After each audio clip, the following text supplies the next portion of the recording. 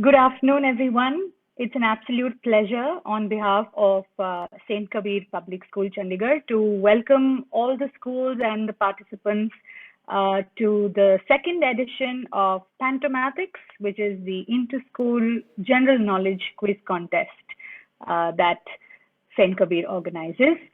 So we've had a great morning of quizzing already, with the juniors quiz taking off to a great start. And if that is anything to go by, then I promise you that this is going to be a definite cracker of a quiz again. And I'm sure our quiz master, Venkatesh Venki Srinivasan, and his team at Nexus will definitely up the ante for the seniors category. So all I would like to say now is all the very best to all of you. Stay calm. There's going to be a lot of pressure, but stay focused, take your chances, go with your gut, play fair, play smart, and importantly, have a lot of fun in this second round of Pantomatics. And I'm sure you're going to thoroughly enjoy yourself. All right, so that's from me. And now it's over to Venki, and I will leave you under his expert care. Thank you, Deepta, and a very good afternoon to everyone. Welcome to this senior edition final of Pantomatics 2021, the inter-school quiz contest presented by St. Kabir Public School, Chandigarh. This is the second year that Pantomatics as an inter-school competition is happening. We started it last year at about the same time, where the team at St. Kabir felt that it's time to put together a really fun, engaging, intellectual battle among the schools of Chandigarh and the adjoining areas to take part in. After a very successful first edition last year, we are back with the second edition this year. This year's edition is bigger and better. It's double of last year's edition, and the reason it's double is twofold again. One is that last year was a solo quiz. We've made it into a team quiz this year, so there are two members in a team taking part and representing their schools. We also have two tracks this year. So we have a juniors track, which was for students from grades 7, 8 and 9. And we are now here for the exciting seniors track, which is for students from grades 9, 10, 11 and 12. Right. So what are all of you playing for? What's at stake? What's the big prize money that's there? There are, of course, wonderful trophies for the top finishers. There are certificates for all the teams, but the top three teams after today's quiz will take home 6,000, 4,000 and 2,000 in cash. That is to be split among the two team members. So that's what you're playing for, 12,000 rupees of prize money. We had a similar amount of prize money for the junior track, a very exciting quiz that concluded a little while ago. And I hope you see and enjoy the video of that as well on the YouTube channel. So those are the prizes for the Pantomatics 2021 Seniors Quiz. This quiz is researched and brought to you by my team and me at Nexus Consulting. We are a Bangalore-based content research, quizzing and media consulting firm. Do look us up on our social media handles to follow notifications of future quizzes to come, as well as some fun questions that are put up every day on our Instagram page. Our YouTube channel has a lot of our earlier quizzes, as well as a web series that I host. And you can look at all of that on our Insta, Facebook, Twitter and YouTube channels, as well as our website. And my name is Venki Srinivasan. I am your host for today and quizmaster to quiz these wonderful 8 teams which are in the seniors final. So let's meet the teams. Team number 1 are Raja Mandal and Abhay Pratap Singh, St. Joseph Senior Secondary School. Please unmute and introduce yourselves.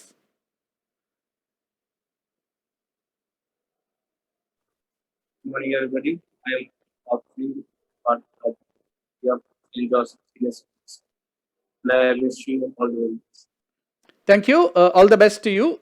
When you are speaking during the quiz, when you're giving an answer, I think you may have to lean in a little bit and speak. Just adjust your camera a little bit. Your head's getting cut off a little bit more.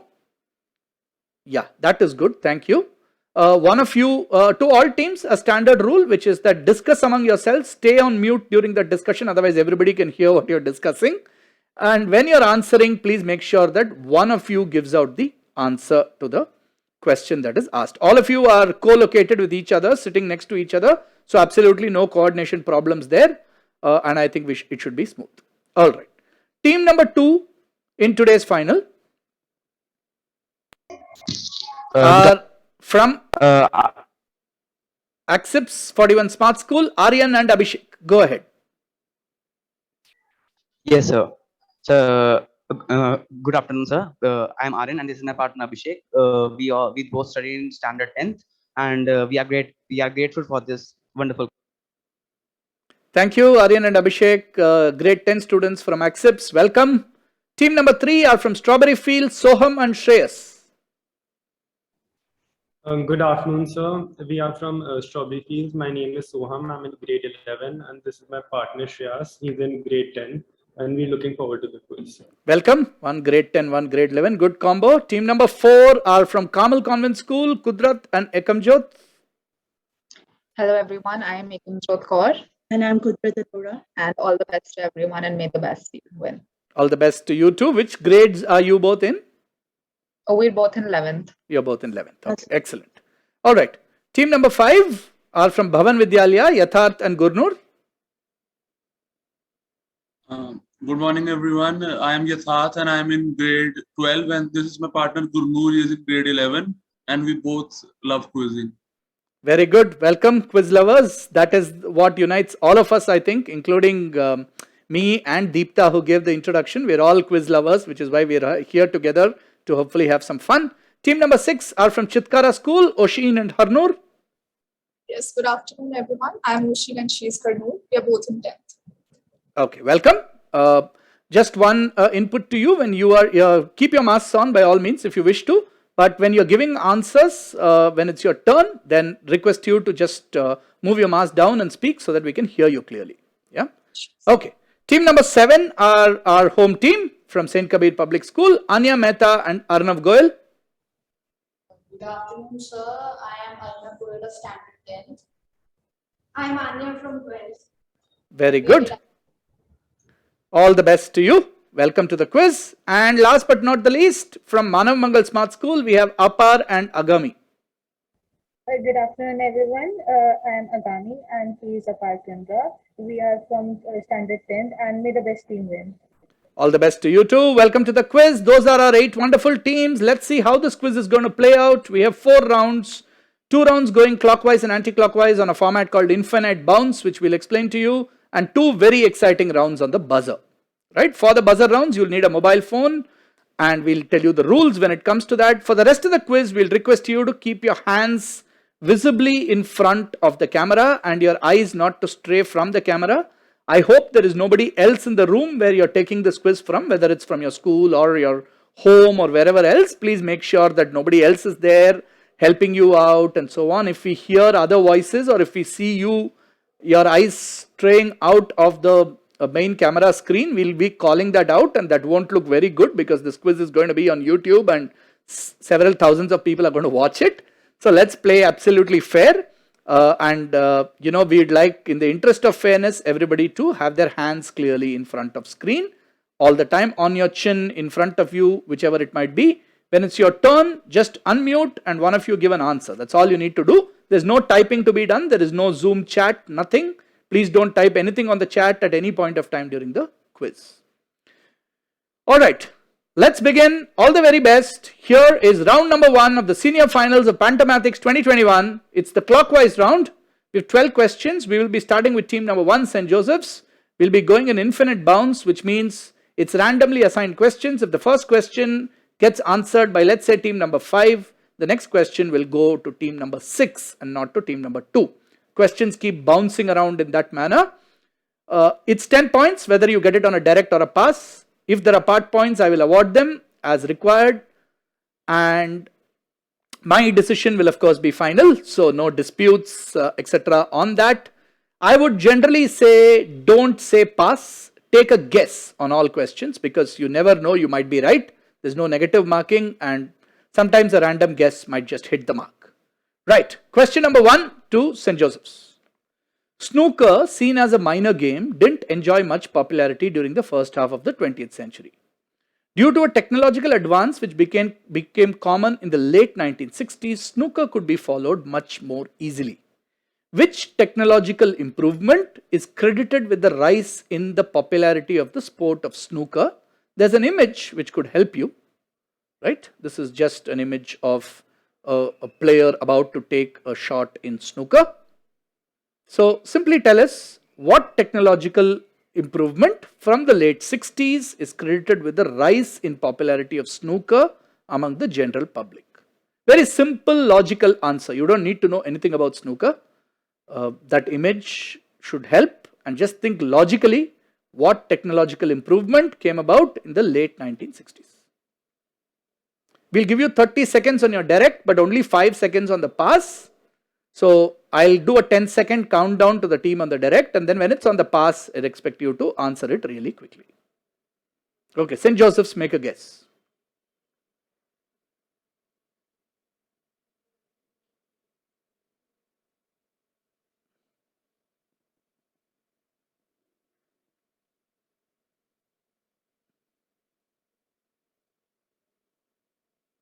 All right, St. Joseph's, what do you think it is? Make some guess.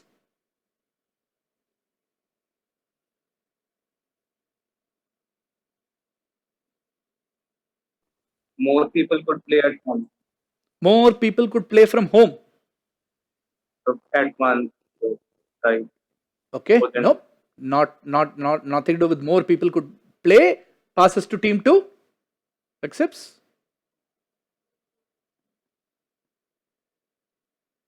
Do you have a guess? Otherwise, I'll pass you. Improvement in the television so that many people could see and enjoy the game. What improvement in television are we talking about?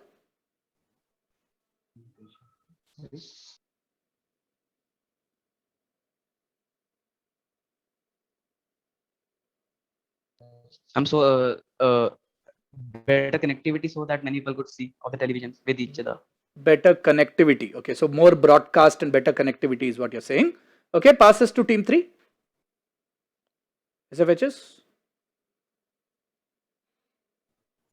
So we believe that again, as the previous team mentioned, that there was it could be followed more easily because maybe it was broadcasted and telecasted at better quality and with more regularity, so the followers could have a regular flow.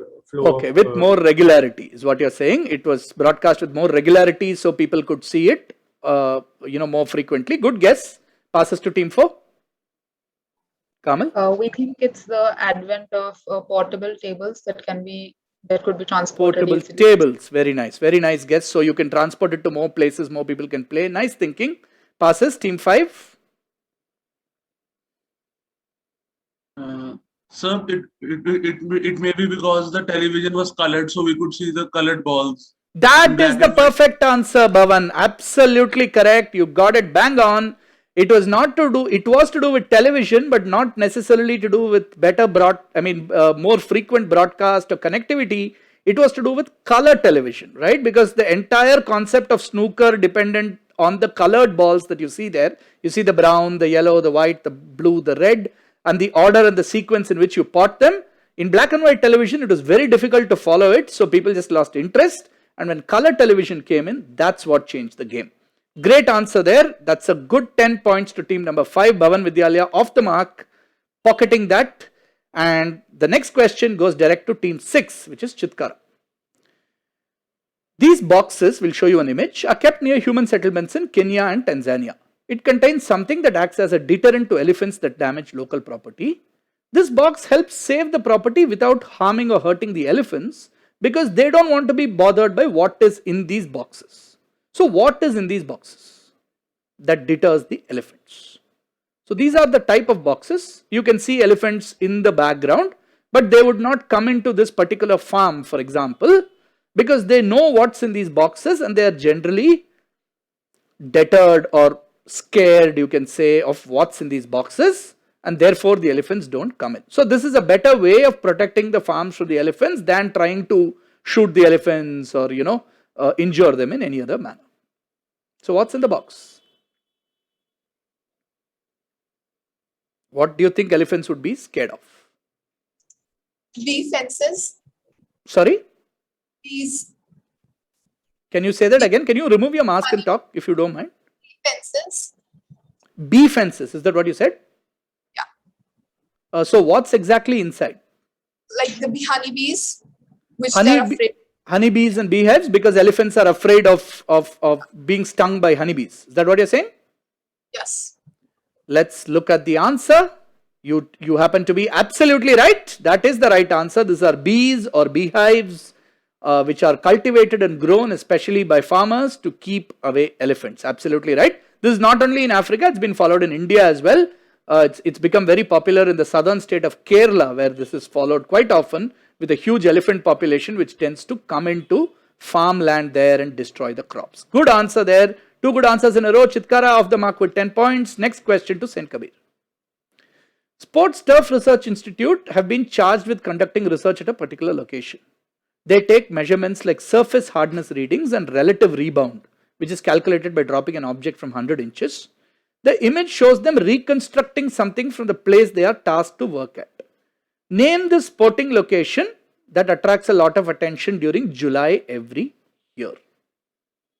There you go. This is them working at that location and trying to or preparing to kind of do the work at that location. It's something that attracts a lot of attention in July every year. So what exactly is Sporting Turf Research Institute researching? So this is not, the picture you saw is not the location where this happens.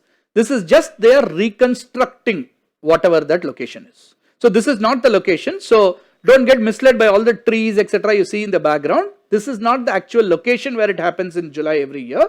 They are reconstructing the location at some other place. Where they are doing this is not material, but which place are they reconstructing?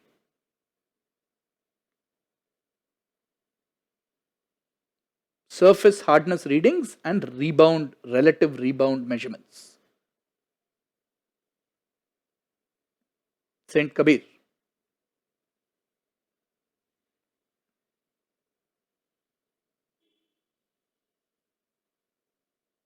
End of June, early July, every year this location attracts huge global interest from a sports context. Need an answer, Saint Kabir?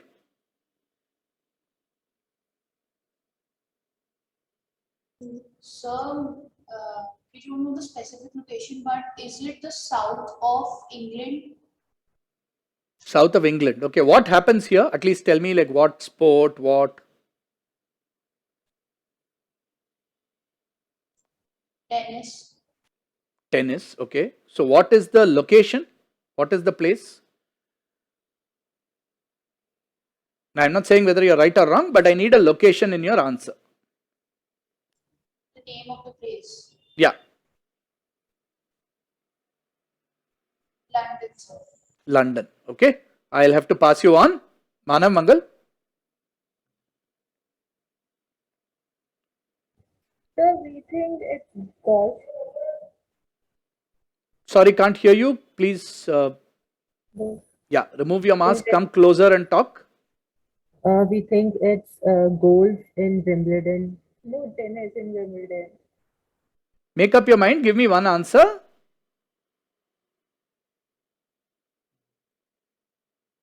Tennis at Wimbledon. Tennis at Wimbledon is perfectly correct. This is the Wimbledon Lawn Tennis Championship, the Wimbledon tennis courts. This is indeed tennis at Wimbledon. Saint Kabir came close. They said South, London, all of that. All of that is technically correct, but it is Wimbledon. You'll have to say that specifically that it's Wimbledon. London will not do. That's like saying Calcutta when the answer is Eden Gardens, right? So we'll give the 10 points to Manav Mangal in this case. And the next question to St. Joseph's. St. Joseph's, this is the cover of a book by Emma Miko Candon. It's the tale of a lone warrior who wanders the far edge of the universe called the Outer Rim. What term for a masterless samurai is the title of the book. It's also the name of a famous film, old film. Which popular movie series universe is this book set in? Look carefully at what he's holding in his hand and try to make a guess on that part. So for the first part, we need one word. For the second part, we need a two-word name of a popular movie series universe that this book is set in.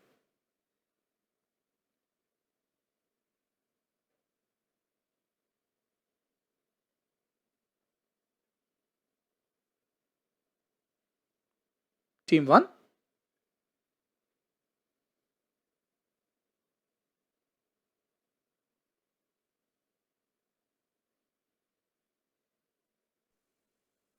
If we give half the answer, Yeah, it no will be problem. Whatever you know, you tell, you'll get half points if one half is right. popular movie series is Star Wars. Okay. And what's the first part? What is the Uh, term for a masterless samurai? Masterless Samurai. One I'll word take a answer. guess. Yeah. I think Jedi. Jedi. Okay, good guess. No, passes to team 2. You have to be quick on the pass. We think that the movie series is Star Wars and the samurai is Ronin. Ronin, that's a very good answer. Accepts, absolutely right. The masterless samurai is a Ronin. The movie series or universe is Star Wars. 5 points to team 1 for saying Star Wars movie universe. Full 10 points to team 2 for completing that answer and saying Ronin and Star Wars. So teams 1 and 2 off the mark as well. Team 3, here is your turn. Strawberry Fields, here's your question. Rue Cremieux is a beautiful one-block street in Paris. In pre-COVID times, the residents of this street were finding it difficult to find peace and privacy due to an activity going on outside. This led them to complain to the government to impose restrictions, especially on weekends and evenings, which were the worst times for this activity. So, what activity was the cause of their troubles? I'll basically tell you that there was a lot of crowd on this street during the weekends and in the evenings. What were all the people trying to do there, which was the cause of their troubles? Let's see the image. So you can see it's a really beautiful street in Paris. So residents of this street complained because on the weekends and in the evenings, a lot of people would end up on the street and end up doing what? And something very, very modern, right now. Of course, since the pandemic, since March last year, because of the restrictions on people movement and so on, this has not been a problem. But this used to be a problem in pre-COVID days for sure. Questions with Strawberry Fields?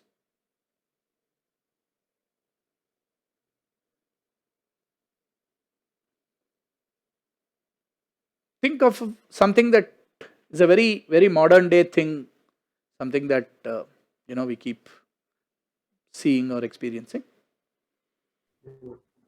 I think so. It's protest. There was a Protests. kind of protest. Okay, so this was the chosen street for all the protests that would happen. Nice guess, keeping with the larger kind of things that are happening around the world. Okay, but unfortunately not right. Kamal? We think it might be a mini carnival procession. Carnival procession. Okay, not a carnival procession. Bhavan?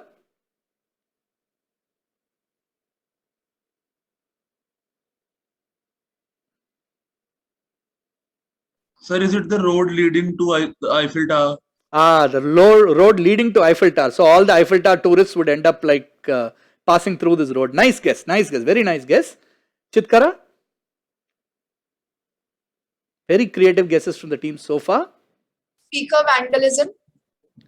Vandalism. No kind of vandalism, but nice try again. Saint Kabir? So we think, is it a farmer's market? A farmer's market. Okay, no, not a farmer's market that puts up every weekend or something. Nice try. Manav Mangal? So we think it's carnival or a fair. What fair? Carnival. Carnival. Okay, somebody already tried carnival, I think. No, nothing to do with the carnival. St. Joseph's? Cameras and shooting, maybe. Shooting for what? Like people maybe making for social media or for movies. For which one? Make up your mind and give me one answer. Social media. What? Which social media specifically? TikTok and Instagram. Instagram.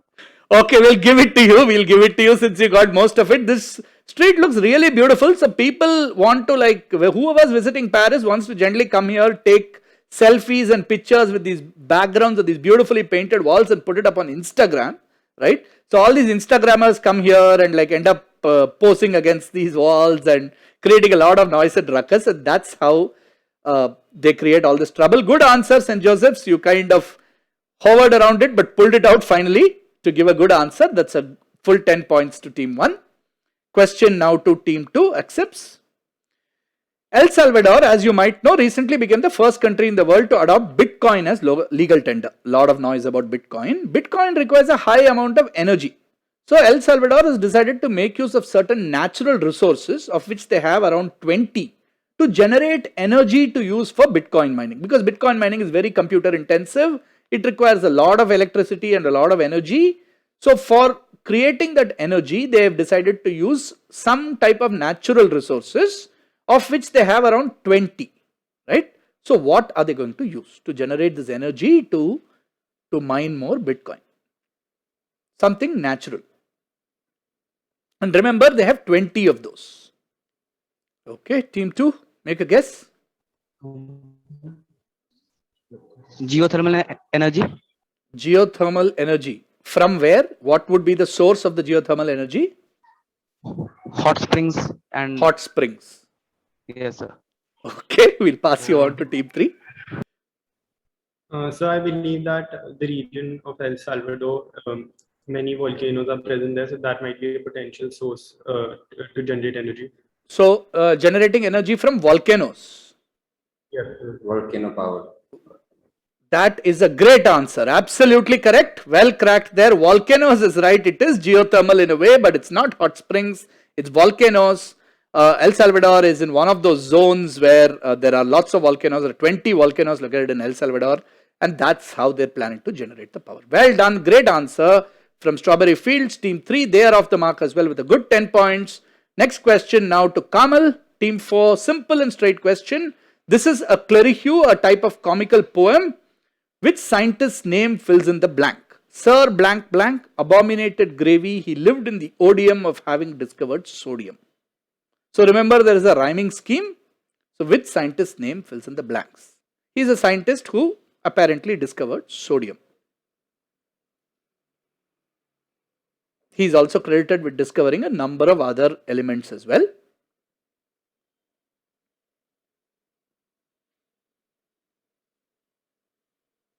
And this is supposed to be the first ever clerihew that was written.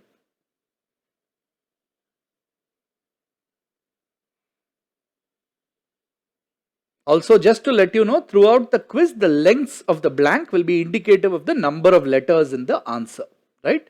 So here we're obviously looking for his full name, 2 words, and you can see that one is slightly longer, the other is a bit shorter. That could give you a clue to work out the answer as well.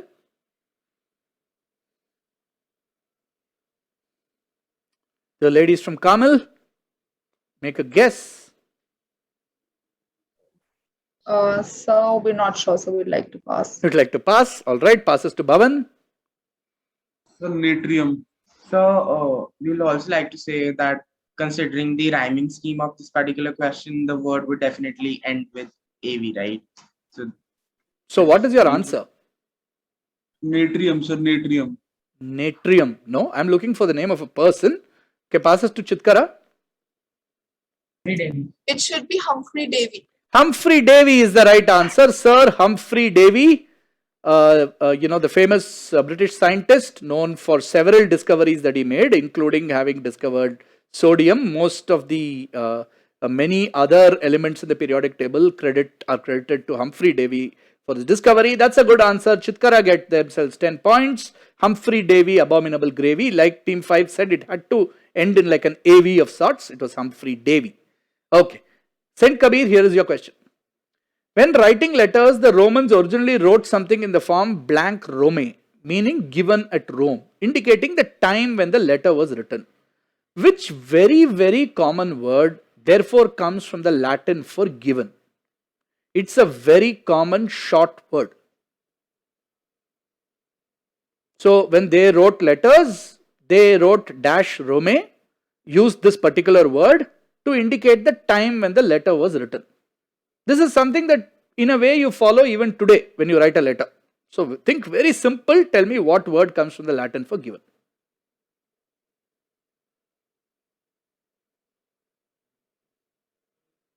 You use this in a letter writing context even today. If you ever wrote a letter, sure all of you have only written emails, probably never written a letter in your lives. But if you do write a letter, this is something that you would use. So is it two? 2, okay, TO2. No, nice try. Passes to Manav Mangal. Address. Address, okay, good try again. Passes to St. Joseph's. I think it's date. Date, as in saying that this is the date on which the letter was written. Yes. To indicate originally that this is the time when the letter was written. Absolutely right. This is the word date, as simple as that. Date. So it was date Rome, and that's which meant given at this time at Rome, and that's how we get the word date. And today is October 16th, as you can see there. So that's date. Good, simple, nice. 10 points to St. Joseph's. Good quizzing there.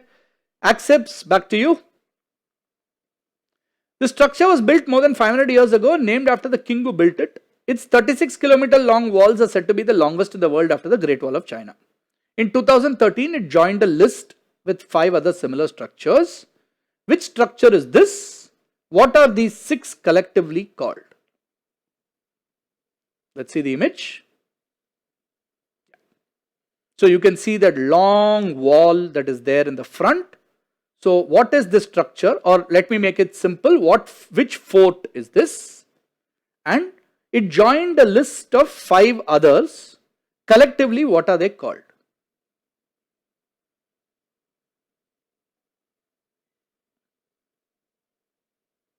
When I say it joined a list, I'll also tell you what list it is. It joined the UNESCO World Heritage Sites list, right? So these 6 collectively had a UNESCO World Heritage Site certification. What are they collectively called? We are not sure, but the site structure may be Kumbhalgarh Fort. Okay. Kumbhalgarh Fort. And what are these collectively called? Rampart. No, sorry. We are not sure about that. Okay, not Rampart. Passes to Strawberry Fields.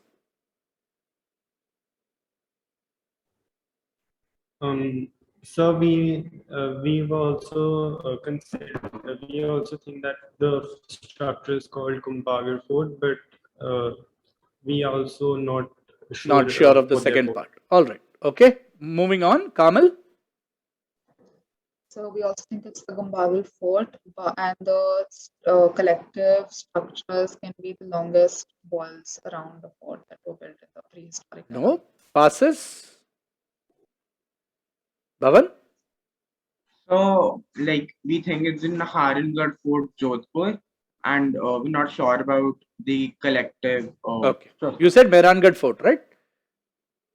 We said Naharangad. Naharangad Fort. Okay. Naharangad Fort, Jodhpur. All right. Passes to team 6. Yes, so it is definitely the Kumbhalgarh Fort, and these 6 collectively, they are under a UNESCO list, which lists all these. Yes, that I already told you. They are under UNESCO list, but what is the name given to these 6 collectively?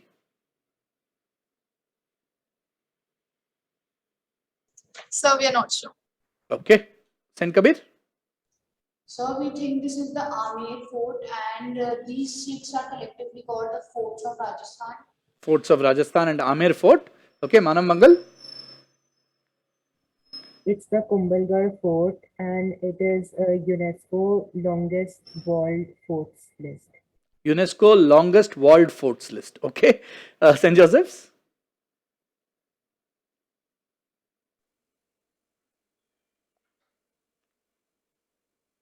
New wonders.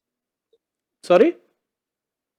Like maybe something as new wonders of world. New wonders of the world. Okay, not new wonders of the world. Did we start with accepts? Okay. So I think we have, so accept said Kumbhalgarh Fort first. So they get 5 points for saying Kumbhalgarh Fort. That's team 2. And actually we'll give the other 5 points to St. Kabir. I think who said forts of Rajasthan.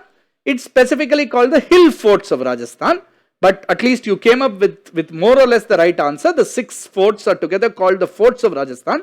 However, this was not the Amer fort, this was the Kumbhalgarh fort. So 5 points each to teams 2 and team 7. Next question to Manav Mangal, team 8.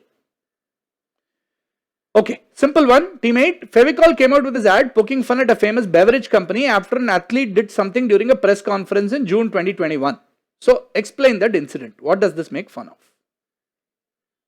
It says, na bottle hategi, na valuation ghategi.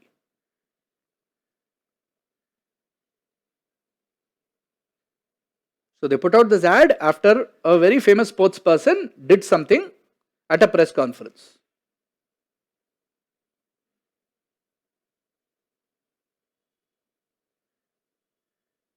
Other teams are like, why didn't we get this question? It is so easy. But wait, let's see. It's team 8's question. Sir, we are gonna guess it. We think it was Cristiano Ronaldo. Like he rejected the bottle of cola and drank water. So they were making Good enough. Take your 10 points. Absolutely right. Cristiano Ronaldo rejecting Coke. So he famously moved away these couple of bottles of Coke that were kept there and drank water instead and told everybody be healthy, drink water and stuff like that. And Coke's market cap and valuation significantly fell the next day, which is why Fevicol put out this funny ad. There were funny takes on this by various brands that happened. This happened, of course, during the Euros when CR7 was playing for Portugal. All right, that's a good 10 points to Manav Mangal. They didn't let that go. Penultimate question of the round to St. Joseph's. What historical paths do the red and blue lines in this map indicate? We need 2 answers and we need it in the correct order. So please tell me that the red line is this and the blue line is this.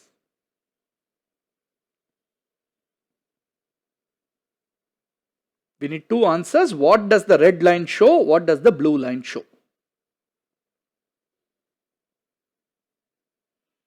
Very, very historically important paths.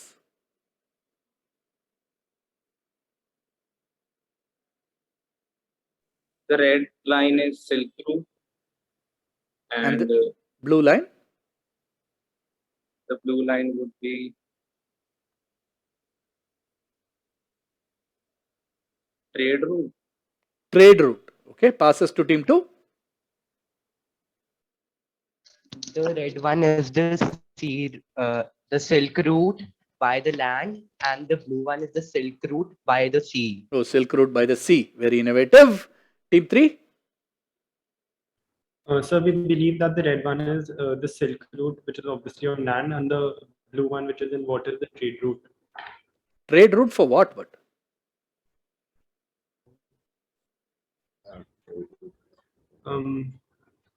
so we're not sure about that. Not sure. Kamal? So the first one is the Silk Route and the blue one is the Oceanic Trade Route. Oceanic trade route. Okay, but you're not telling me in that oceanic trade, what was it that they were trading? That's what I'm looking for. Passing on. Team 5. The first one is the Silk Route and the other one is the Spice Route. Perfect answer. That's what I wanted. The other one, if you see, originated in the Dutch East Indies in Java and then went all the way through India and Arabia and reached Europe. This is how spices were exported. This was the spice route, the oceanic trade route for spices.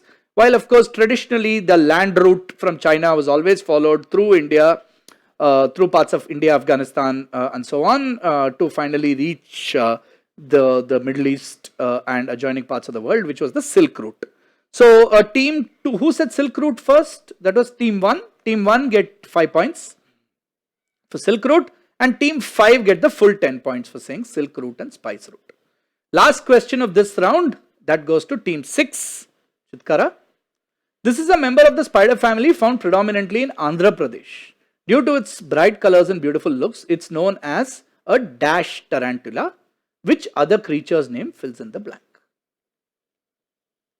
Just one word with another creature's name. Because of its bright colors and beautiful looks. Go for it. Kara, make a guess. Electric tarantula. Electric tarantula. Electric tarantula. Nice try. Saint Kabir. So is it the blue tarantula? Not the blue tarantula. Manav Mangal. Butterfly. Good guess, not butterfly. St. Joseph's. Need an answer?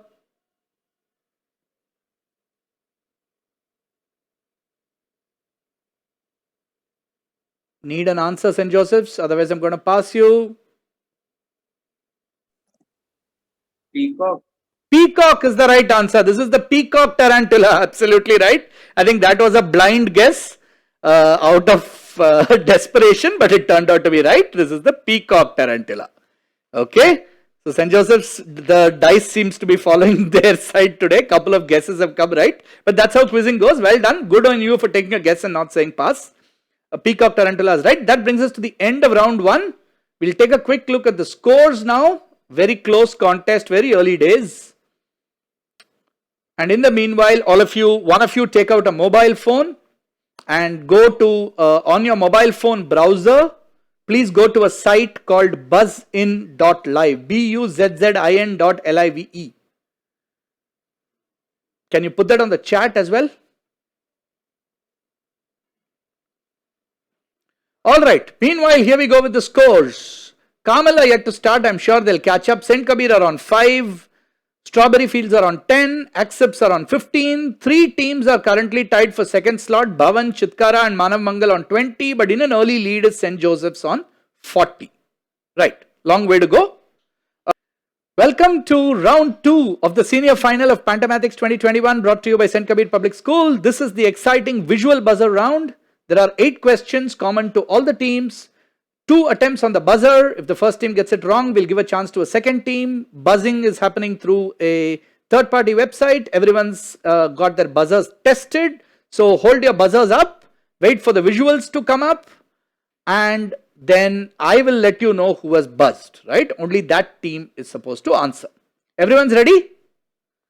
All right. Let's go with question number 1. This is Janet Yellen, the US Secretary of the Treasury. Which woman in India holds her equivalent post? Okay, Bhavan? So Nirmala Sitharaman. Nirmala Sitharaman is a good answer. Bhavan get themselves +8 for Nirmala Sitharaman. Secretary of the Treasury in the US is equivalent to the Finance Minister in India. Question number 2 coming up.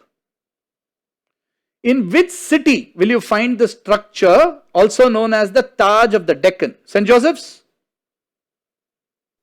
Agra. -4. Next turn is Bhavan.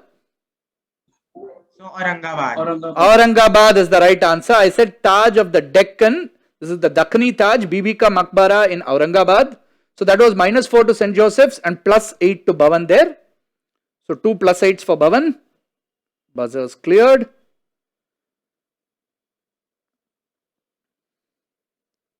Next question. Which post was the man in the picture circled the last to hold in India? Okay, Manav Mangal? It's Viceroy. Viceroy is a good answer. That gets you 8 points. Manav Mangal get 8 points. That was the last Viceroy of India. Next question. Which Texas-based computer company was founded by this gentleman, which is named after him? Which Texas-based computer company accepts? Texas Instruments. Not Texas Instruments, -4. Keeping it open for 2 more seconds for anybody to buzz. Chitkara?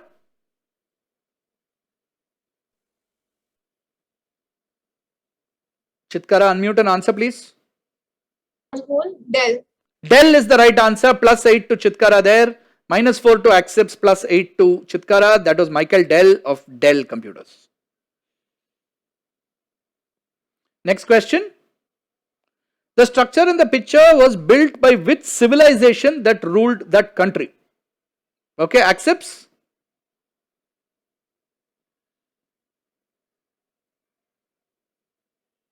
We think so, Inca civilization. Inca civilization is right. This is in Peru, Machu Picchu, absolutely right. +8 to Accepts, pulling back their negative quickly. Next question. What is the real name of the author of these books? Bhavan? Quick buzz by Bhavan. So J.K. Rowling. J.K. Rowling is right. This is J.K. Rowling writing as Robert Galbraith for the Cormoran Strike series, the crime fiction novels meant for adult readers. +8 to Bhavan. Good 3 answers by them in this buzzer round, I think. Alright, penultimate question. Identify this animal. It shares its name with a Marvel superhero character whose real name is Logan. Okay, St. Joseph's? Wolverine. Wolverine is right. Well done. St. Joseph's also pulling back one of the negatives. They get a +8. Last question of the buzzer round. This map shows countries where which language has official status? Okay, Bhavan? So it is French. French is a very good answer, Bhavan. Absolutely right. That was a toughie. Well cracked. French is perfectly right. That's a good +8 to Bhavan there. They seem to have had a very good round. Welcome to round 3 of the senior final of Pantomathix 2021, brought to you by St. Kabir Public School, Chandigarh. We've had 2 exciting rounds. We are here in round 3, which follows the same pattern as round 1, with questions going on infinite bounds, except that we go anti-clockwise this time, starting with team number 8 and go back all the way to team number 1. No negative marking as usual. Hands in front of the camera. This quiz is getting tough and exciting. All the very best. Here is your question, Manav Mangal. There are many Afghan refugees entering the US after the recent crisis. A community who settled in the US from another country has stepped forward to resettle Afghan families. One reason for this is many of them were refugees who moved to the US in large numbers around 40 years ago. Which community or refugees from which country are helping the Afghan refugees? Basically, tell us a country. People from this country moved to the US in large numbers around 40 years ago, between 40 and 50 years ago, let's say, and therefore they are now helping Afghan refugees. Poland, Polish people. Polish people. Nice try. Not Polish people. St. Kabir? So Syrian people. Syrian people. Nice try again. Chitkara? Qatar. Qatar. Qataris. Nice try again. Bhavan? So they are the Palestinians. Palestinians. Nice try once again. Not Palestinians. Kamal? So the Sikh community from Pakistan. Sikh community from Pakistan. Good try again. Passes. Strawberry Fields? The Jewish community. So from Israel, you mean, therefore? Yes, yes. Okay, not the Jewish community from Israel. Accepts? The Muslim community from India. The Muslim community from India. Nope. All the way back to St. Joseph's. Gypsies. Not the Gypsies. Nice try. Good guesses by all teams, but I think you ignored a historical context. Think of which was the big conflict the US was involved in. Which war were they involved in like 40, 50 years ago? Anybody? Iran. Vietnam War. So these were the Vietnamese who came there because the US was involved in the Vietnam War. So they provided refuge to a lot of Vietnamese, and the Vietnamese are today helping out the Afghans. Okay. Seemingly simple question, but tripped up a lot of the teams. No problems. Next question to St. Kabir. The dwarf lantern shark is the smallest shark in the world. It has organs called photopores on its belly which produce light. These help the shark catch prey as well as avoid predators. So how exactly do these photopores on the belly of the shark help it to avoid predators? It's the smallest shark in the world, but it manages to escape predators because it has something which produces like a light on its belly. So these type of sharks move in small tunnels because of the size and the light helps them to navigate. Sorry, say that last part again. These type of sharks, as they are small in size, they move in small tunnels, and the light helps them to navigate. Oh, the light kind of helps them navigate through dark tunnels and so on. Okay, interesting. No, Chitkara? It helps them to camouflage How exactly?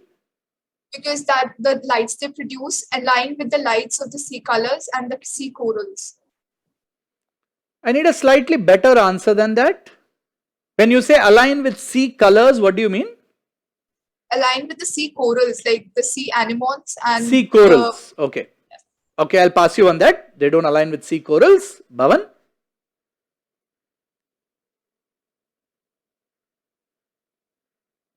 Sir, actually, sir, sir, they performs an imitation of fire, sir.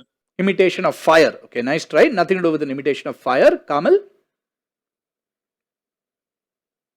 So they move together in groups. So the light that comes out is actually an imitation of the color of the sea. So it almost looks like they're not there or on the bed of the sea.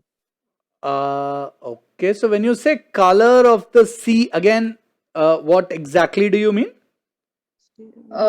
It actually camouflages them. It does not like put them out as in a discrete object. So it like sort of hides them between the bed or the water of the sea. Okay, I'll have to pass you on. I'm looking for one key thing which nobody has given. Sir, it helps them to mask the shadow or cast a shadow, which will help them to blend into the sea water color and escape dark sea water color and escape from the predators. Dark sea water color. No, not quite. Accepts. Sir, these photopores help them to camouflage when they feed in shallower water. They lit up. So how does the camouflage happen? Sir, the sunlight streaming down from the above does not reach there. Okay, So and therefore the body blends with. Therefore, in the darker water, they attract small animals so that they can.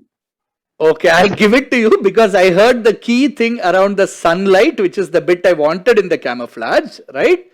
So basically, when the belly is at the bottom of the fish, right? It's on the underside of the fish, of the shark. So when they are in water, the sunlight from above, which reflects on the top of the ocean bed. So a lot of you were saying corals and ocean bed, sea bed, and so on. This is the top of the ocean, right? So the sunlight comes in from the top and blends with the light that this generates at its bottom, and therefore kind of creates that camouflage. A lot of teams came very close, but this sunlight bit was the key thing I was looking for, and that's what's highlighted in the question as well. If you see there, the answer. So we're going to give 10 points to Accepts on table 2. Next question to St. Joseph's. Euro 2020, which happened in 2021 actually, as we all know, was held across multiple countries. The list of host countries was finalized way back in 2014. Azerbaijan and Romania achieved a certain forgettable first in footballing history across major tournaments because of this multi-host format. What dubious first did they achieve? This is the first time this has happened in the history of football across all kinds of major tournaments. So whether you take Euros, Continental Cup, or Olympics, or World Cup, or any tournament, this is the first time such a thing has happened. So what dubious first did they achieve? It's something that they would definitely like to forget about. Something that they would never forget or which is forgettable? No, which they would like to forget about. It's forgettable, not unforgettable.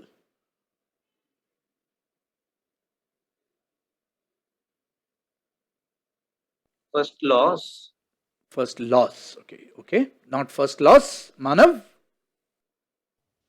So actually, Romania and Azerbaijan are constantly at war. So I think they would like to forget some incident in which they had some friendly match. Okay. There are enough wars going on in the world as it is without you artificially creating wars between Azerbaijan and Romania, which are not at war, but well tried. Passes to Said Kabir. Sir, did they commit own goals? Oh, they scored own goals? No. Simpler answer than that actually. More fundamental answer. Chitkara? Maybe both the teams received a red card, something which humiliated. Okay. Both teams had red card offences. Bhavan? Sir, actually, they were the only teams who hosted but did not participate because it was That hosted is in the 12 right countries. answer. That is the Current right bracket answer. They are the only two hosts who have not qualified for the tournament at all. Normally what happens is that a big tournament like a World Cup is held in one country or at the most maybe a couple of countries, and though if it's held in a single country, that country is just given automatic qualification in some tournaments. This happened and they decided to host it in like 8-10 different countries, and the decision was taken before the qualifiers happened, and they said we cannot give automatic qualification to anybody except I think the previous champions. And so Azerbaijan and Romania matches happened in their own home grounds, but their teams did not play. So that's the first time it's happened. Very well done. A good 10 points to Bhavan there for answering that. And the next question goes to Kamal. Kamal, this is the door of no return, a controversial but powerful memorial. Visitors to this place include Pope John Paul II and Barack Obama. It's located on Gori Island off the coast of Dakar, Senegal. It gets its name thanks to a now banned practice which was prevalent here until the 19th century. So why is this called the door of no return? So you'll see a picture. This is from when Obama visited this place. That's Barack Obama standing there and looking out from the door of no return. Why was this called the door of no return? So we think according to the practice of apartheid, the blacks were locked in here and left to starve to death. Oh, blacks were locked in here, left to starve to death. That's why door of no return. Okay, nice try, nice try. Passes, Strawberry Fields. It is called because they believe that during that time, if they erased all the things from themselves, they would never find their way back home. That's why it's called. Who like would this. never find their way back? The black Africans. Why? What was happening to the black Africans? Can you repeat? No, what are you saying? Why would the black Africans feel they can never find their way back? Because of the African spirit. Because of the African? The spirit Racism. and racism, basically racism. Racism? Nope, not quite. Team 2? Sir, we are not sure, but it was the point from where the people took where the slaves left their hometown and took the steps out from their hometown in order to get for slavery, and they thought they would get a better life if they survived in the ship. And to which country do you think they were going as slaves? They went to France, they went to Europe. And but given Barack Obama was standing there in that picture? North America. Yeah, that's all I wanted. Anyway, the slaves was the key part that I wanted. This was the point of departure for the slave ships bound for America. Right? That's why it was the door of no return, because they would go from here and they would never come back to their home countries, to their motherlands. Senegal being like a big coastal point from where these ships would depart, carrying all these slaves in fairly inhuman conditions on those ships. And today, of course, it's a point or a location for a lot of reflection and so on for a lot of people. And Obama, of course, being of mixed heritage himself, spent quite a few poignant moments over here. That's a good answer. That's 10 points to Acceps. Question direct to St. Joseph's. In March 2020, the structure was lit up with various flags projected onto it. If it were done today, hundreds more would have to be added. Identify the landmark. That should be an easy 5 points. What did the flag signify? Remember, this was done in March 2020. Sir, the landmark is that statue of Christ the Redeemer. Okay. And I think the flags signify countries part of UN. Countries that are part of UN. Okay. Nope. Passes. Then why would hundreds more have to be added today? So passes to Manamangal. It is Christ the Redeemer, and it is for the forthcoming Olympics that will be passed on from Rio de Janeiro to Tokyo. Forthcoming Olympics. Okay. Rio de Janeiro to Tokyo. Okay. Nice guess. Olympics, I think, is done for the quiz. St. Kabir. So this is the statue of Christ, Christ the Redeemer in Rio de Janeiro, Brazil, and the flag signify the unification of countries during COVID pandemic. So what did those flags exactly signify? So the unification of all the countries during COVID. I'll give it to you. I'll give it to you. It is basically, these were the countries that were affected by COVID at that point of time. That's all I wanted. These were the countries that were early on affected by COVID. Now, of course, that's why if you add it on, you will pretty much have to add on every single country in the world now probably. But this was in March 2020. Remember that, that was the very early days when COVID cases were just breaking out in very many countries. And these are the countries to which COVID had spread. So 5 points to team 1 for saying Christ the Redeemer. Full 10 points to team 7 Saint Kabir for completing that answer. Well done, Saint Kabir. Chitkara, your question. Emperor Napoleon was adept at using this to his advantage. Once his army breached dikes to create a pool of brackish water between the British encampment and them and then retreated. Napoleon is quoted as saying, "We must oppose the English with nothing but blank, which will soon devour them all." What natural threat did they try to hurt the British with? So instead of using any fancy weapons, what natural threat did they try to hurt the British with? Salt. Salt. Nope, nothing to do with salt. Passes to Bhavan. Sir, crocodiles. Crocodiles, okay. Passes to Kamal. Disease. What disease? Some kind of like a water contaminated disease like typhoid, which will deteriorate the health of the nationals there. But how would, what would be, if it were a disease, how would that kind of a disease kind of spread? Or how would it? Like the water bodies would be used by the civilians there and they would. You're saying the water itself would be contaminated, the water bodies would be used by civilians and it would spread disease? Yes, sir. Okay, we'll pass you. Strawberry Fields? Need an answer quickly, it's on the pass. The sharks. Sharks, okay. Passes. You can't get sharks and all there by demand whenever you want.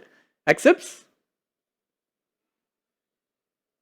Quickly accepts. Please unmute and give an answer. French language. French language, okay, nice try, innovative. Not the French language, though that does, I think trying to learn it does end up killing a few people regularly. St. Joseph's? Sir, fever. Fever. Okay, again, like fever is not a natural threat. What is the natural threat? What would death? Not fever or death, too generic, not what I'm looking for. Illness. You can't say generic things like that. Tell me something specific. What do you mean when you say fever, illness, things like that?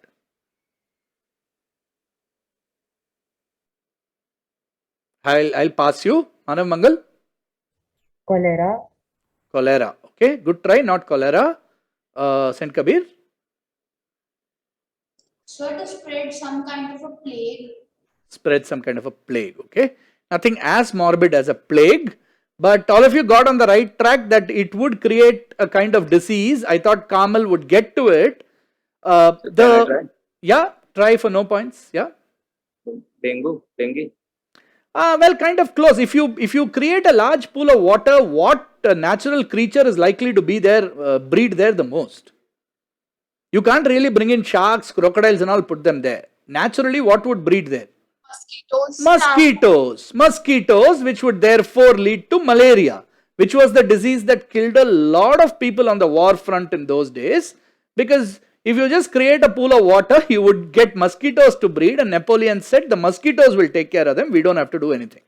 Right? So a lot of you were on the right track, but sometimes it's best to kind of think simple and not overguess. No points to anyone on that. That was Chitkara's direct. The next question goes direct, therefore, to Bhavan. So, question direct to Bhavan. Should be easy one for you. Kari Joji Fukunaga is only 44 years old. Over the last 2 years, he's travelled with a crew to various places, including Jamaica, an iconic coastal road in Norway, and a London studio.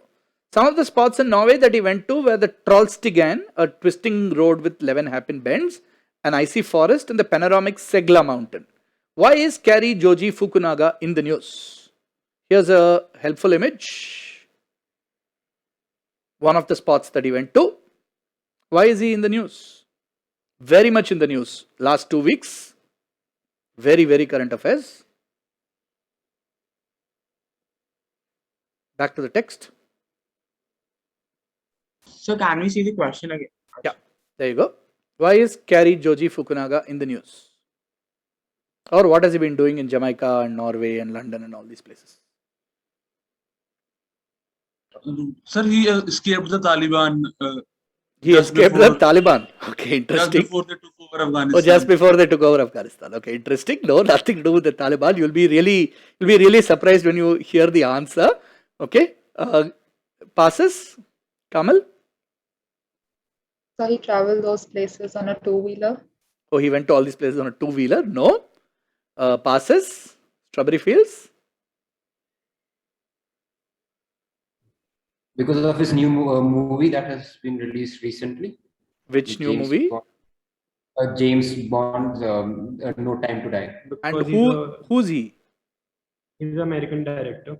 He's the director of the new James Bond movie, No Time to Die. Absolutely right. That is the right answer. He's the director of the latest James Bond movie. That's why he went to all these fancy places with all these hairpin bends and beautiful mountains and so on. The 25th movie in the Bond franchise, the last one featuring Daniel Craig. No Time to Die. Kari Joji Fukunaga is a film director who is so he certainly did not escape the Taliban. He is the director of this film. Okay, well done. That's a good 10 points to Strawberry Fields who know their movies. Next question to Accepts. In 2009, 1,000 plastic foam dominoes were set up and Lech Walesa, the former Polish leader, tipped the first one. The 2.3 meter high blocks fell one by one. There were pre-planned stops along the route of the falling dominoes where speeches were made. Hundreds of people walked over the Bornholmer Bridge in a reenactment. What was this a symbolic tribute to? It was a symbolic tribute to something that had happened 20 years prior. Something that had happened 20 years prior to this. So they kept a bunch of dominoes and tipped one and then saw the whole thing falling or breaking down over a long route, and it was 2.3 meters high, which was of particular significance. It was a symbolic tribute to something that had happened in 1989. What happened in 1989 that they were symbolically paying tribute to? One thing I will tell you, don't get misled by the fact that it's a Polish leader. This is not something that happened in Poland specifically. It was in the broad general vicinity, but not in Poland. So don't get misled by that. Sir, we think that there was crisis in the domino, so they showed showed something to show that they were trying to convey a message according to this. Convey a message of what? That they are suffering from a crisis. Oh, they are suffering from a crisis. Okay, some kind of a financial crisis or a crisis. Okay, nice try. St. Joseph's?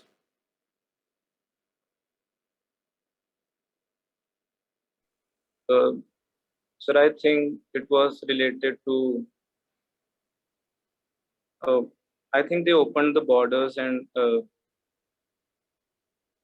let maybe the French people into the country. French people into Poland. Okay, no. Manamangal? I think it is the freedom from Italy, the rule of Italy. Freedom from the rule of Italy. Okay, St. Kabir? Sir, I think this symbolizes the fall of the Berlin Wall. Perfect answer. Take your 10 points. Absolutely correct. The fall of the Berlin Wall. That's what they were symbolizing. The 2.3 meter height was meant to replicate the height of the Berlin Wall, and with that's how the Berlin Wall ultimately fell, like with one statement made by somebody and one guy doing something, and then before you knew it, the entire Berlin Wall fell. and kind of with it fell the veil between communism and capitalism in the Western world. East Berlin and West Berlin get integrated. So that's a good 10 points to St. Kabir there. We're now going to go into a buzzer round. Remember, there will be nothing that will come on screen. I'm just going to read out everything. I'll stop reading the moment you buzz. Okay. Welcome back, everyone. This is the very exciting final buzzer round of the senior final of Pantomathix 2021, the inter-school quiz brought to you by St. Kabir Public School, Chandigarh. We have 4 questions remaining in the anti-clockwise round to finish, which we will do after this buzzer round. But this buzzer round promises to be super exciting. Do go and watch the junior final, where you'll see that this buzzer round completely changed things around for one of the teams and kind of sealed their victory. We never know what might happen here. We have 8 questions common to all the teams. 2 teams will be allowed attempts on the buzzer. So in case the first one's wrong, the option will be given to the second team. The order comes up on my screen. All buzzers have been tested. Everyone's ready. Nothing will come on screen. I will be reading out the questions and I will stop the moment I see a buzzer. And +8 -4 is the scoring. All the best, everyone. Here is question number 1. The game Canasta, C-A-N-A-S-T-A, makes use of which playing card normally not used in most trump games? The game Canasta makes use of which playing card? Okay, Bhavan have buzzed. So it's the Joker. It's the Joker. That's +8. Well done. It is the Joker. Buzzer reset. Complete the title of this book with a person's name. So I'll give you the title. You have to complete it with a person's name. A is for arsenic, the poisons of blank blank. A is for arsenic, the poisons of blank blank. Strawberry Fields? Agatha Christie. Is a very good answer. Agatha Christie is right. That gets you your 8 points. So Bhavan get 8 points. Strawberry Fields get 8 points. Very exciting. Question number 3. Reset the buzzer. Question number 3. Manpreet Singh was the flag bearer of India in the opening ceremony at Tokyo 2020. Okay, St. Joseph's. I haven't asked my question yet. Go ahead. I think he pressed by mistake. You can complete the question. No. You'll have to answer now. Give me one answer quickly. I said Manpreet Singh was the flag bearer of India in the opening ceremony of the Tokyo 2020 Olympics. Hockey. Is actually right and gets you 8 points. My question was, which sport does he represent India in? And it was hockey. That turned out to be blind luck, but don't do this again. Hockey. He is the Indian hockey team captain. Okay, that's 8 points to St. Joseph's. Buzzers reset. Question number 4. A set of 4 chinar trees is found in an island in which water body in India? A set of 4 chinar trees. Manav Mangal? Dal Lake. Dal Lake is a good answer. Well done. Dal Lake is right. That's +8 to Manav Mangal. Dal Lake. Question number 5. This is on football. Barcelona's academy is called La Masia. Which team's academy is called La Fabrica? L-A-F-A-B-R-I-C-A. SKPS? So Real Madrid. Real Madrid is a good answer. Everybody getting their answers right. Well done. St. Kabir get +8. Buzzers cleared. Question number 6. A lady called Elizabeth Maggie invented a game called the Landlord's Game in 1904. What was it renamed as by the Parker brothers later? Elizabeth Maggie invented the Landlord's Game. St. Joseph's? Monopoly. Monopoly is a good answer. Landlord's Game became Monopoly. That is correct. +8 to St. Joseph's. Very exciting buzzer round. Lots of people scoring. Penultimate question. After defeating Sonny Liston in 1964, who exclaimed, St. Kabir? So Muhammad Ali. Muhammad Ali is a very good answer. +8 to you. Nicely done. Excellent. I think big sports fan there. Muhammad Ali is right. The question was, after defeating Sonny Liston in 1964, who exclaimed, I shook up the world, I must be the greatest? And that's of course Muhammad Ali. So St. Kabir getting another 8 points. Last question of the buzzer round. The Son of May appears on the flags of Argentina and which other neighboring country of it? The Son of May appears on the flag of Argentina and which of its neighboring countries? SKPS again? Uruguay. Say again? Uruguay. Uruguay is the right answer. +8 to St. Kabir there. Uruguay. Very good. Well cracked on Uruguay. I think that is the end of the buzzer round. I think we can now take a look at the scores and go to the final 4 questions. Alright, here come the scores with 4 questions remaining. We have Carmel who've made some wonderful guesses honestly, but unfortunately not their day. Nothing's come right, but they still have 4 questions. You never know. We have Strawberry Fields and Chitkara on 28. We have Manav Mangal on 36. And a very, very close contest. We have Accepts on 38 in 4th place currently. Currently in 3rd place is St. Kabir with 49 with 2 good answers in the end, pulling them up ahead of Accepts. But a very, very close contest for top slot. We have St. Joseph's at 65 and Bhavan at 70. Only 5 points separating the 2 teams. The next question, we'll now go back to the anti-clockwise round. So 5 points separating 2 teams. Let's see how it goes. The last 4 questions. The next question goes to team 6. Chitkara, here is your question. This is a painting by medieval era artist Giotto. The setting is a well-known story. The artist has used another celestial phenomenon to represent a star that was seen in the night sky at the time. When I say at the time the story was taking place. When the ESA, the European Space Agency, launched a robotic spacecraft mission to observe the celestial phenomenon, they named it Giotto. What was the celestial phenomenon and what was the star that this celestial phenomenon was representing in this painting? So let's see the image. There you go. Whatever is highlighted in the image on the left is blown up and shown in the image on the right. So what is this celestial phenomenon and what is it showing in this famous story that you see there? It should be meteor showers and it's depicting the Halley's Comet. Halley's Comet, and you're saying the for the other part I need the name of a star.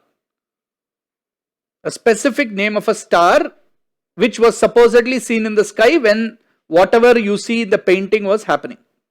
That particular story was actually taking place.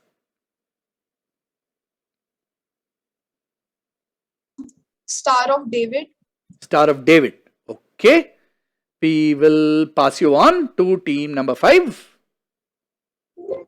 So this is a scene of nativity of Jesus. Right. And the star is the morning star. Yes, sir. Is the morning star. Okay. And what is the celestial phenomenon you see there? So this celestial phenomena is a meteorite shower, sir. Meteorite shower. Okay. Passes. Kamal? So the star is the pole star and the phenomenon is the meteor shower. Meteorite shower. Okay. Passes. Strawberry Fields? So the phenomenon is the meteorite shower and the name of the star is maybe it was the broom star.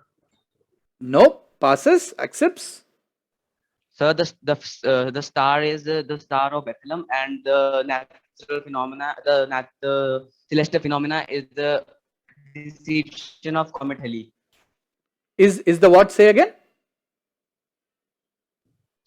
The arrival of Sir Comet Halley. Perfect answer. Absolutely right. This is the star of Bethlehem, which was supposed to be seen in the sky when Jesus Christ was born, the nativity of Jesus, as somebody said, and this was the Halley's Comet that he's used. So when they sent a probe to try and study the Halley's Comet patterns, they actually called it Giotto. Well done. So we are going to give 5 points to team number 6, which said Halley's Comet. That was Chitkara. And we're going to give the full 10 points to team number 2, Accepts, for completing that answer. So Chitkara get 5 points, Accepts get 10 points. The next question goes to St. Joseph's. James Ritty was an inventor and shop owner. In 1878, while traveling to Europe, he was fascinated by an apparatus that counted the rotations of the ship's propeller. Based on this, he invented something which lasts till this day, is used widely at most shops and has a familiar bell sound. What did Ritty invent which solved one of his employee related problems? So something that he invented is very common in all shops even today, and it has a familiar bell sound. Sir, machine used for that counting money, or cash register. Cash register. And what was the employee related problem it solved for him? The counting money maybe was hard for them and had to count it by hand. Okay, I'll give it to you since you said cash register. The problem it was solving was that his staff were stealing money, right? And he never knew. With the cash register, every time the register was closed, there would be a dinging sound, and that would tell him that, you know, the register has been opened and things like that. We only wanted the cash register, which you've given us. So that's a very crucial 10 points there to St. Joseph's. The quiz is getting very, very tight. We have 2 questions left. Bhavans are now praying that one of the questions passes on to them for them to kind of defend their position, because I suspect St. Joseph's have gone just ahead right now. Let's go to the penultimate question, which goes direct to Manav Mangal. These statues are part of a memorial titled Famine that is in remembrance to a very bad period in this country's history when the population was nearly halved. The figures are all shown walking towards something in hope to escape the hunger and poverty that they faced. They are located in the Customs House Key area of the city where people like Oscar Wilde and Jonathan Swift were born. So in which city is this located? We need just a country will not do. We need the name of a city. And where exactly or what exactly are the figures walking towards? So these are the statues. They are called Famine. They have a collective name called Famine. Right? 2 views of the same. So which city? European city. Which city? And what are they, or who are they, or what are they walking towards? I think let's see the text. Yeah. So your clue is that if you know which country Oscar Wilde, Jonathan Swift, etc. were born in, then that could help you. Like I said, it's a European city.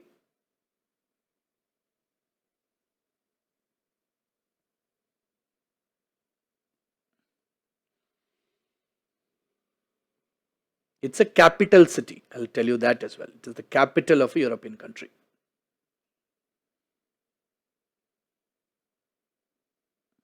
All right, Manav Mangal, make a guess. We are taking a wild guesses, so our guess is Paris. Paris, okay. And what exactly are the figures walking towards? We think they're walking towards the Eiffel Tower. The Eiffel Tower, okay. St. Kabir?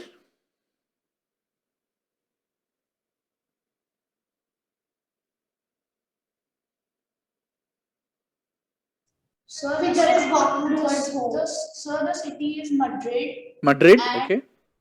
Walking towards the city and the shops, towards the shops.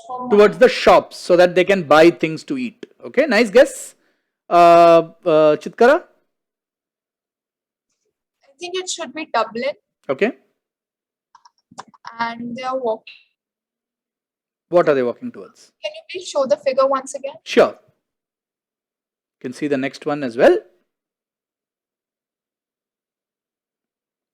They're walking towards something as being their last hope. What are they walking towards? I don't want any specific answer there. Generic description. Maybe a church. A church. A church. Nice try. Nice try. All right. Over to you, gentlemen. We've been waiting for this question to come. Bhavan.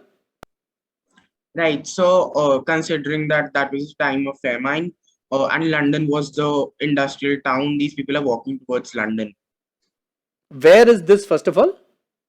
So we're not sure about that, but we'll Make go a with guess. Dublin. They're located in Dublin, and they're in Dublin, and they're walking towards London, sir. How would they get to London?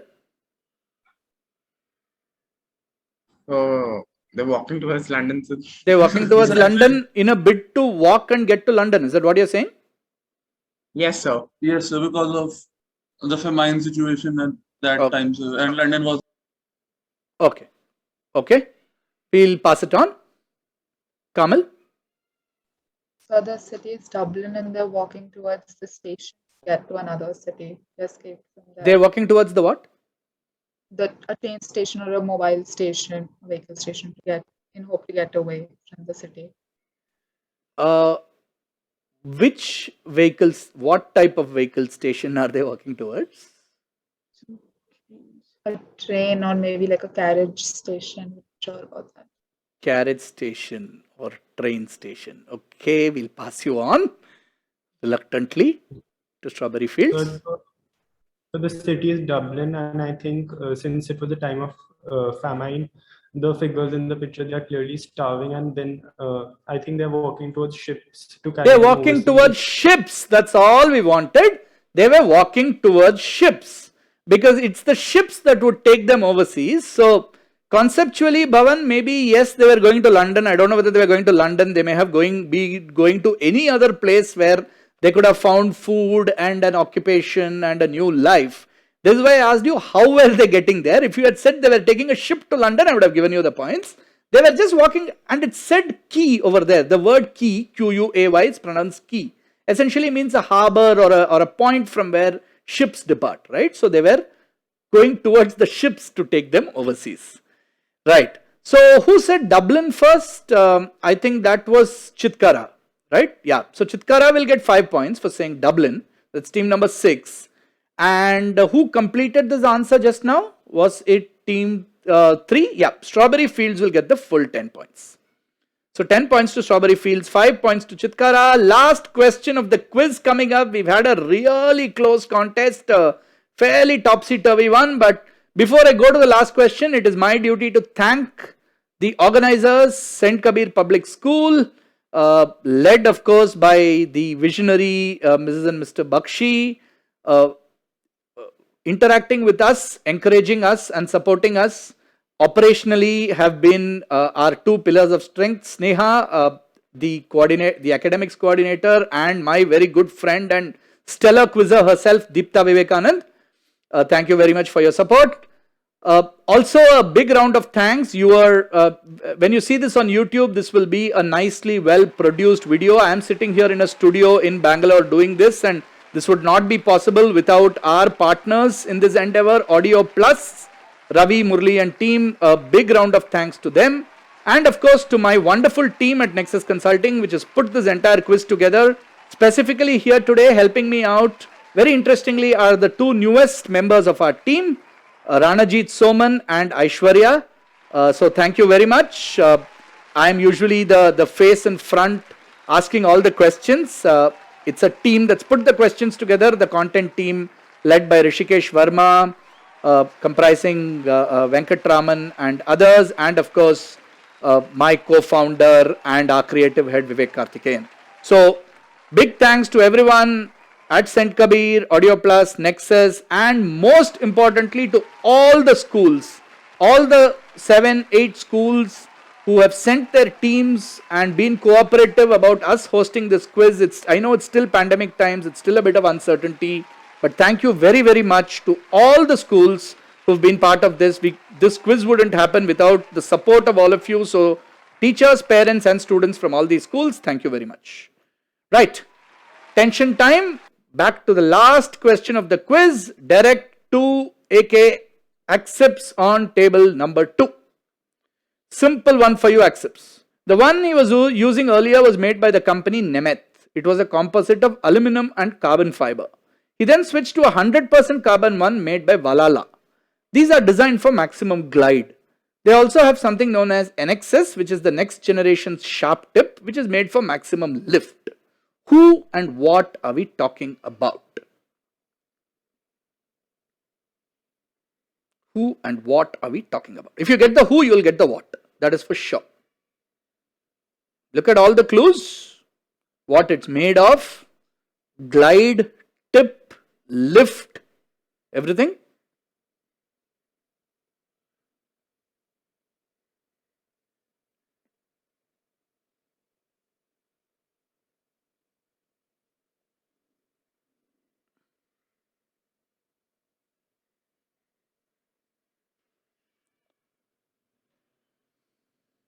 Team 2, make a guess. Who and what are we talking about?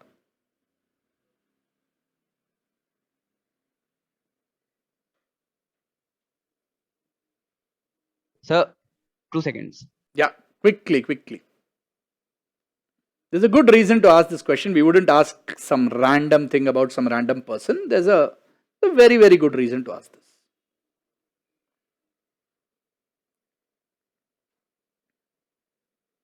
Alright, if you don't give me an answer now, I'll have to pass you. Team 2, come on, make a guess. Sir, we are talking about something, sir, a important weapon so that the person cannot be defeated. And it's about the 400. It is about reaching the skill power of 400, so that to defend yourself and to attack. I don't know what all you're saying. What does, give me a name?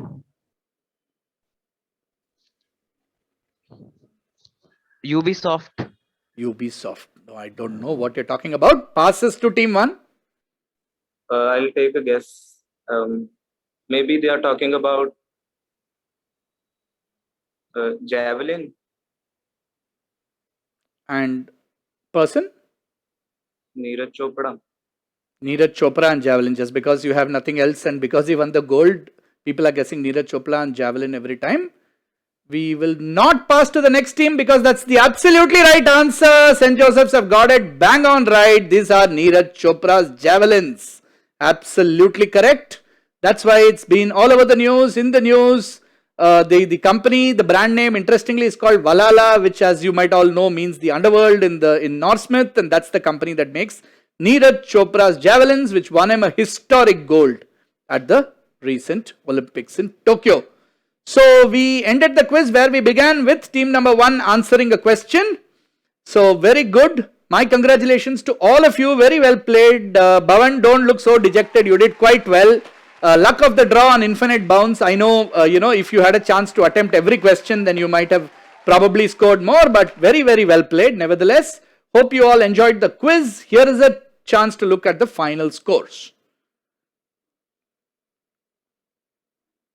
And big round of congratulations to all of you, all 8 teams. I think everyone did well. Carmel Convent, like I said, scoreboards often don't reflect how good a team is. I think this is a good example. They gave some wonderful guesses. Just that it went slightly off today. Doesn't matter at all. Please keep quizzing. Manav Mangal Smart School with some excellent answers. Finish in 7th place. Tied in 6th place or 5th place if you want it that way are Chitkara and Strawberry Fields, both on 38 points. Very, very close finish for the bronze medal. Missing out by 1 point are Accepts 41 Smart School with 48 points in 4th place. But taking home bronze medal today and taking home 2,000 rupees in prize money are St. Kabir Public School with 49 points. St. Kabir, unmute yourself and say hi or say what you feel about this moment where you've won the 3rd place by 1 point. Yes, actually, it was such a mind-blowing quiz. We did not expect that we could win, but we wanted to give our best, and I think that is what has happened. Thank you very much. Thank you very much. Your teammate certainly seems to have a lot of interest in sports and has cracked a bunch of questions, which has led you here. Very well done to both of you. Keep quizzing. Keep continuing this journey. And well above them in a very close contest that went on till 2 questions remaining in the quiz. Our runners up today, the very, very good team from Bhavan Vidyalaya on table number 5 with 70 points, finish in 2nd place and get themselves 4,000 rupees. Thank you, sir. Sir, actually, it was Neeraj Chopra was the best thing to end up with, sir, because we were all very happy, and we were unlucky that we didn't get that question. But like you said, that had we given the chance to answer each and every question, the result would have been different. But like maintaining the sportsmanship, this was a very good opportunity. We're grateful to St. Kabir Public School and to you. Thank you, sir. Thank you. Thank you very much. Very well played. Thank you. And keep quizzing. And our winners for today, I think they've been in contention. They kept themselves in contention throughout. I think that's what matters. And then They got a few questions which they were able to crack. They took one negative in the buzzer round which they were able to overcome. They did all of that, and then they had won the quiz before the last question, but if they had not answered it and it passed all the way to Bhavan, you never know. But they did pull out and they did get the gold medal just like Neeraj Chopra did. With the last question, our champions in the senior category of Pantomathix 2021, St. Joseph's Senior Secondary School with 85 points.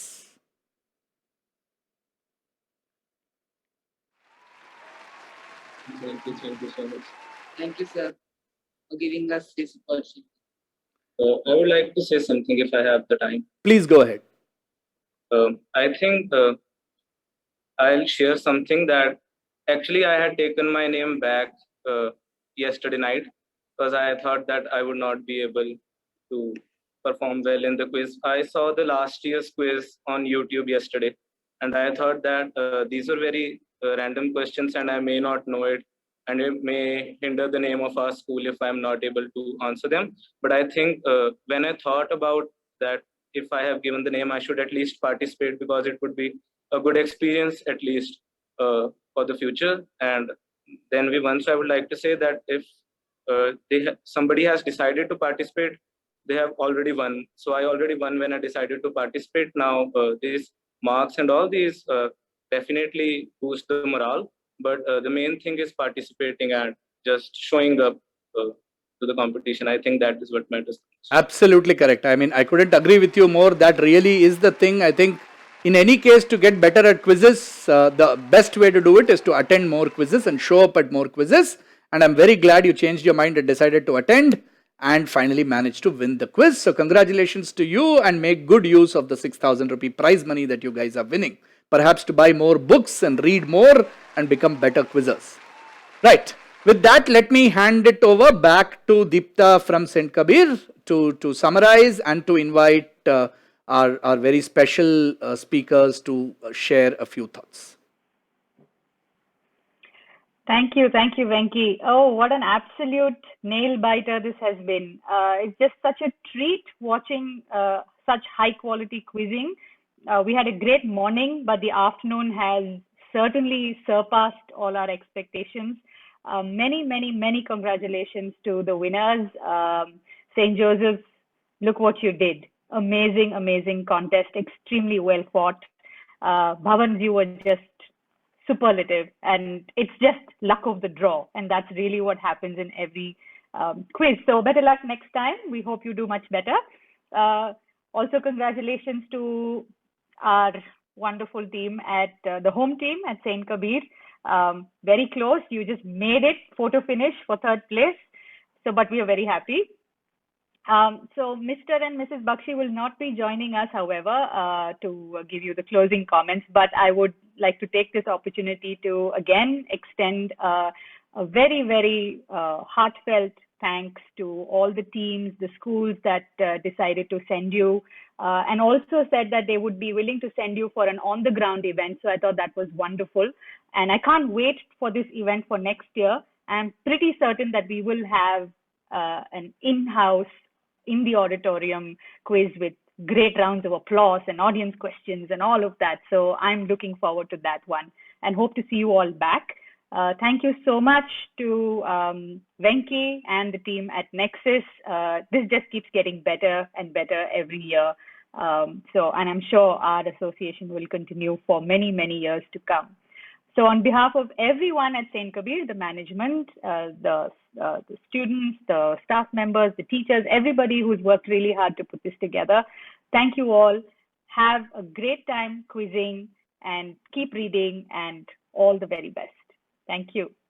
Thank you. And that concludes proceedings for the 2021 edition of Pantomathix. We will see you back in 2022. Till then, this is Venki saying bye-bye and take care. Stay healthy, stay safe, and enjoy yourselves.